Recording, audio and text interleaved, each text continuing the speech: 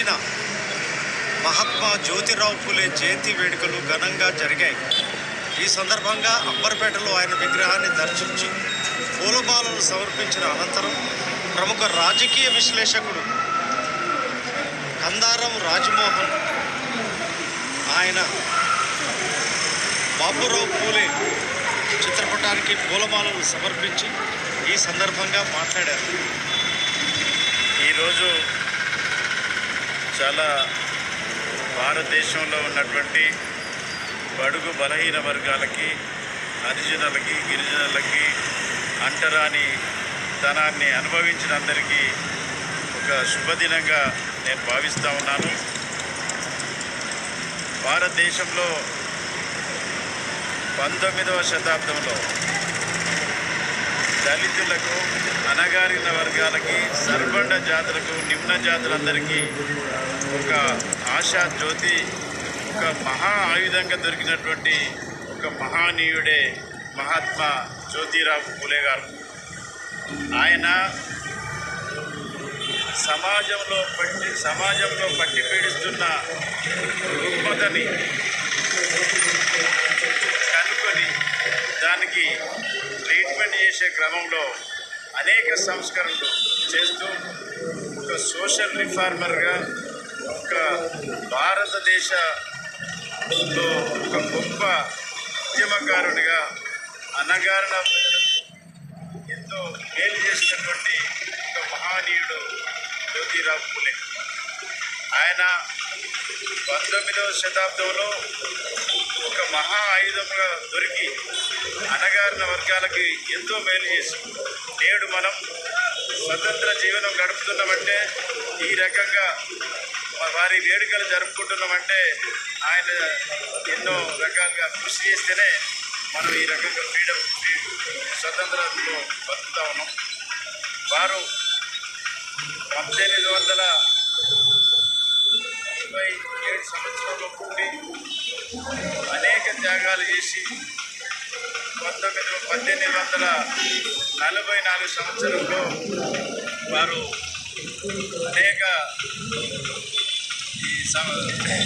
అనేకమైనటువంటి సంస్కరణలకు రూపకల్పన చేశారు. 1854లో ఓల్డ్ ఏజ్ ఆర్ఫనేజ్ విడోస్కి, వారి చిల్డ్రన్కి ఒక ఆర్ఫనేజ్ తీసుకురావడం జరిగింది. 1873లో సత్యశోధక సమాజాన్ని ఏర్పాటు చేసి దానికి కొన్ని ఎయిమ్స్ అండ్ ఆబ్జెక్ట్స్ వాళ్ళు నిర్దేశించుకొని మహిళా విభాగానికి వారి సతీమణిని సావిత్రిబాయి ఫూలేను హెడ్గా నియమించుకొని భారతదేశం మొత్తం అనేక ఉద్యమాలకు శ్రీకారం చుట్టారు.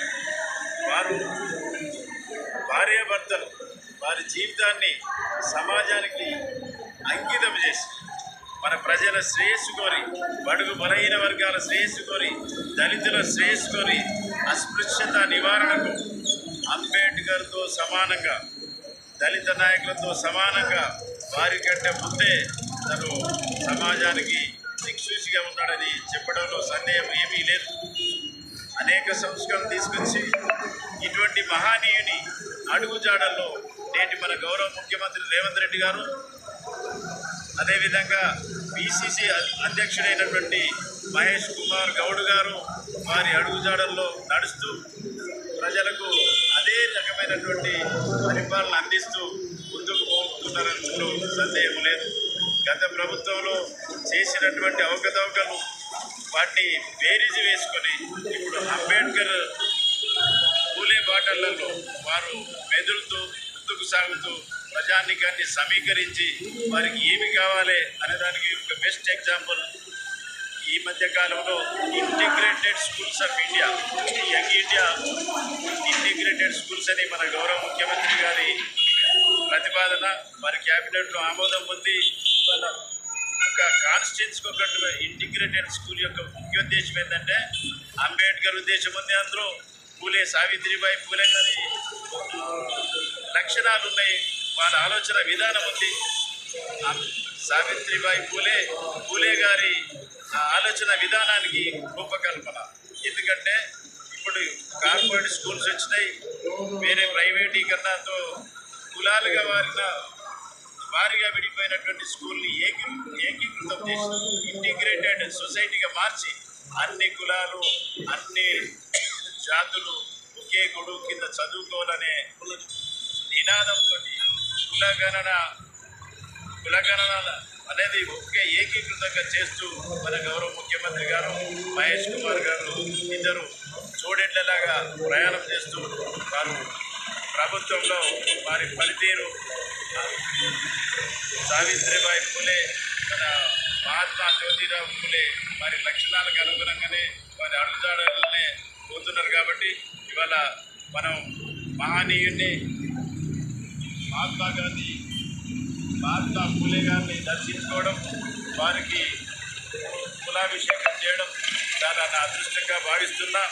ఇది అందరూ రేపటి తరానికి ఒక మంచి దిక్సూచి కావాలి.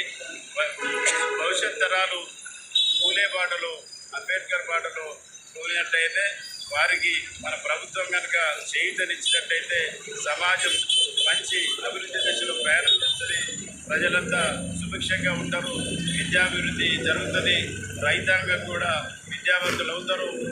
నేటి విద్యార్థులే రేపటి రైతులుగా మారబోతున్నారు. కాబట్టి కార్పొరేటీకరణ అవుతున్నది. కాబట్టి అందరూ చదువుకున్న రైతులుగా మారి వారి మహాత్మా ఫులే గారి ఆశయాల్ని మనం నెరవేర్చాలి, ముందుకు సాగాలి. జై ఫులే, జై మహాత్మా గాంధీ ఫులే. వెనుకబడిన వర్గాల